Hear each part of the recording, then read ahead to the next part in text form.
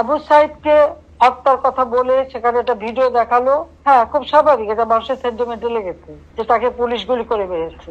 এখানে আমার প্রশ্নটা হচ্ছে, তাকে যদি পুলিশ গুলি করে থাকে, তো গুলি খাওয়া একটা লোক এরা টেনে নিয়ে গেল, এখানে কিন্তু কোনো রক্তের চিহ্ন দেখা যায়নি। দ্বিতীয় কথা হচ্ছে যে তার সঙ্গী সাথীরা যে তাকে টেনে নিয়ে গেল, কোথায় নিয়ে গেল? যার গুলি লাগবে তাকে তো সাথে সাথে হাসপাতালে নেওয়ার কথা। হাসপাতালে নেবে, অপারেশন করবে, বুলেট বের করবে, তাকে বাঁচাবার চেষ্টা করবে। আবু সাইদকে কিন্তু হাসপাতালে নেয় নাই, নিয়েছিল প্রায় 4-5 ঘন্টা পরে।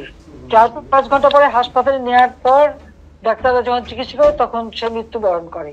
তার মাথায় আর একটা ভিডিওতে দেখা গেছে, তার মাথা, ওরা যখন পুলিশকে ঢিল মারছে, সেও পুলিশকে মারতে মারতে এগিয়ে যাচ্ছে, তার মাথায় একটা ঢিল এসে পড়ে, সে মাথায় হাত দেয়। তাহলে প্রশ্ন যে এই একটা সেন্টিমেন্ট তুলে তারা যে এতগুলি জীবন নিয়ে খেললো, এর জবাব কে দেবে? আমরা যে জুডিশিয়াল কমিটি করে দিলাম এই হত্যা তদন্ত করতে, আজকে এটা বলতে হবে, জবাব দিতে হবে যে কেন সেই জুডিশিয়াল থেকে সে